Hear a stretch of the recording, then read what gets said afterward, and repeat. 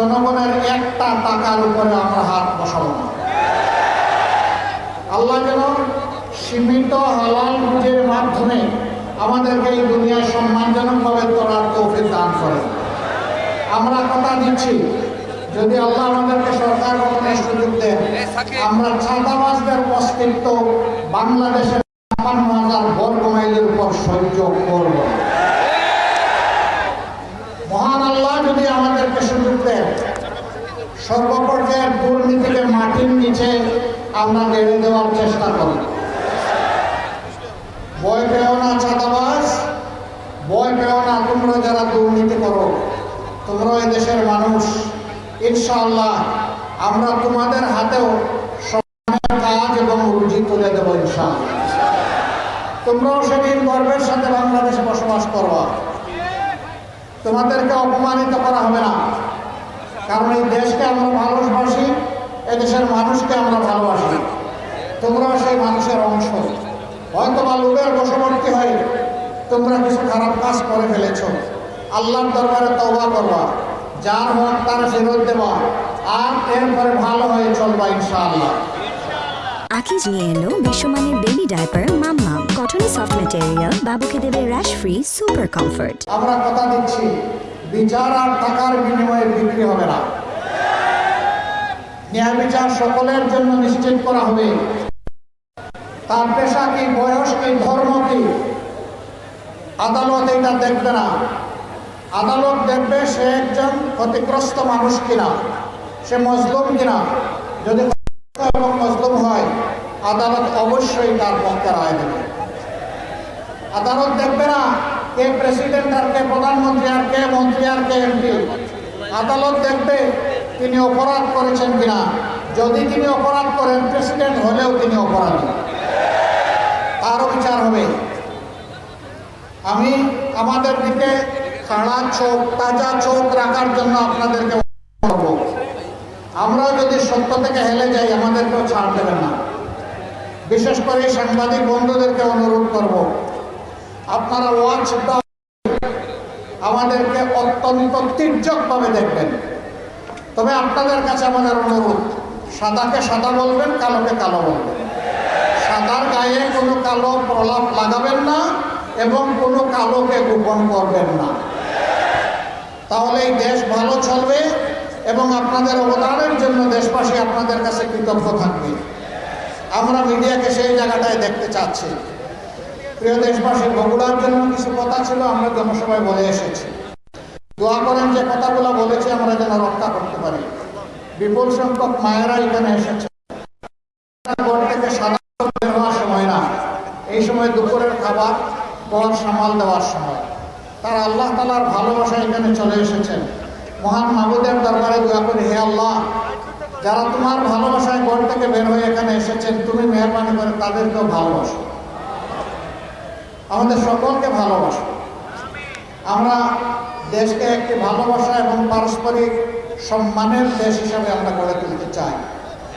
মায়েরা ইনশাআল্লাহ মর্যাদার সাথে শান্তিতে নিরাপদে ঘরে থাকবেন। মায়েরা ইনশাআল্লাহ মর্যাদার সাথে শান্তিতে নিরাপদে ঘরের বাইরে চলাচল করবেন এবং ইনশাআল্লাহ দেশের উন্নয়নের জন্য কর্মক্ষেত্রে একইভাবে তারা মর্যাদা এবং নিরাপত্তার সাথে কাজ করবেন। সকল পেশায় তাদের অন্তর্ভুক্তি মর্যাদার সাথে করবেন আর গর্বের সাথে বলবেন, আমিও দেশ গড়ার একজন কর্মী। যেভাবে একজন যুবক কিংবা একজন প্রৌঢ় বা বৃদ্ধ মানুষ বলবে। আমরা কিছু নীতিমালা ঘোষণা করেছি ইতিমধ্যে। 5 বছর বয়স পর্যন্ত সকল সন্তানের চিকিৎসার ভার নিবে রাষ্ট্র। 60 বছরের ঊর্ধ্বে সকল বয়স্ক মানুষের চিকিৎসার ভার নিবে রাষ্ট্র। তবে যারা রাষ্ট্রকে সহযোগিতা করবেন, তাদের সচ্ছলতার কারণে রাষ্ট্র তাদের কাছে কৃতজ্ঞতা। মাঝখানের বয়সের লোকদের কি হবে? তাদেরকে কার কাছে আমরা সমঝাবো? তাদেরও ভার রাষ্ট্র নেবে, তবে তাদেরকে অংশীদারিত্ব গ্রহণ করতে হবে। আমরা অলিক কোনো ওয়াদা দেব না। মিথ্যা আশ্বাস মানুষকে অপমানিত করে এবং মানুষকে দুকায় ফেলে। দিকে নাই। আমরা যুবক যুবতীদেরকে বলছি, তোমাদেরকে আমরা কোনো বেকার ভাতা দিব না ভাই এবং বোনেরা। তোমাদেরকে বেকার বানিয়ে রাখতে চাই না। তোমাদের দুই হাতকে দেশ গড়ার কারিগরের হাত বানাতে চাই। তোমাদের কাছে মর্যাদার কাজ তুলে দিতে চাই। দেশে কিংবা প্রবাসে যেখানেই তোমরা থাকো না কেন, তোমরা যেন মর্যাদার সাথে দক্ষতার সাথে অবদান রাখতে পারো। আমরা তোমাদের শিক্ষা দিয়ে সেইভাবেই গড়ে তুলব। শিক্ষা শেষ, কাজ চলে আসবে তোমার হাতের মুঠায় ইনশাআল্লাহ। তোমাকে বেকারত্বের অভিশাপ নিয়ে আর ঘুরতে হবে না, সেই দায়িত্ব রাষ্ট্র নেবে ইনশাআল্লাহ। এবং এখানে বেহুদা সার্টিফিকেটের কোনো বোঝাও তোমাকে বহন করতে হবে না। যার জন্য যে শিক্ষা উপযুক্ত, যার মেধা যেখানে প্রযুক্ত, তার মেধা বিকাশে রাষ্ট্র হবে তার সঙ্গে ইনশাআল্লাহ তাআলা আজিম। সেই মর্যাদার বাংলাদেশ আমরা করতে চাচ্ছি। আপনারা দোয়া করবেন, আল্লাহ তাআলা আপনাদেরকে সত্যের পক্ষে দাঁড়ানোর তৌফিক দিন। আল্লাহ তাআলা আপনাদেরকে ন্যায়ের পক্ষে অবস্থান নেওয়ার তৌফিক দিন। আল্লাহ তাআলা দুর্নীতিবাজদের, চাঁদাবাজদের, দখলবাজদের, মামলাবাজদের বিরুদ্ধে আপনাদেরকে অবস্থান নেওয়ার তৌফিক দান। ব্যক্তি নয়, মার্কাও নয়, আদর্শ। এবং সেই আদর্শের লালন করবেন যেই ব্যক্তি, তাকেই আপনারা ইনশাআল্লাহ বেছে নেবেন। আমাদের আদর্শ দুনিয়ার শ্রেষ্ঠ আদর্শ নবী করিম সাল্লাল্লাহু আলাইহি সাল্লামের আদর্শ। সম্মানিত ভাইরা, আরেকটা বুট চাইব পাল্লার পাশাপাশি, সেই বুটটা হচ্ছে হা বুট।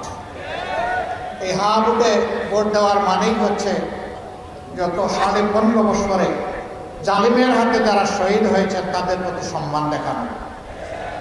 এই হা বুটের মানে হচ্ছে বাংলাদেশে এই হা বুট বিজয়ী হলে আর কোনো ফেসিবাদের জন্ম হবে না ইনশাআল্লাহ। হা বুট জয়যুক্ত হলে চাঁদাবাজরা চাঁদাবাজি ছেড়ে দিয়ে মহৎ পেশায় তারা সংযুক্ত হয়ে যাবে। ঘুষখোররা আর ঘুষ খাবে না, লজ্জা পাবে। তারা বলবে না, আমি সম্মানের চাকরি নিয়েই সন্তুষ্ট থাকতে চাই, গর্বিত নাগরিক হিসেবে বাঁচতে চাই। হা বুটের মানেই হচ্ছে আরো অনেক কিছু। কারো চক রাঙ্গানিকে পরোয়া না করা, সব চাই কেউ আমাদের প্রভু হয়ে আসুক, তা আমরা বরদাস্ত করব। বাংলাদেশের মানুষ ভাঙবে কিন্তু মচকাবে না, অন্যায়ের কাছে মাথা নত করবে না, আধিপত্যবাদকে আর মেনে নেবে না। আমরা আধিপত্যবাদকে আমাদের সন্তানেরা জুলাইয়ের লাল কার্ড দেখিয়েছে, এটা স্থায়ী লাল কার্ড। এই কার্ড আর সবুজ হবে না কখনো, এমনকি হলুদও হবে না, এটা লাল কার্ড হিসাবেই থাকবে। আল্লাহ হাফিজ। বাংলাদেশ জিন্দাবাদ, বাংলাদেশ জামায়াতে ইসলামী জিন্দাবাদ, 10 দলীয় নির্বাচনী ঐক্য জিন্দাবাদ।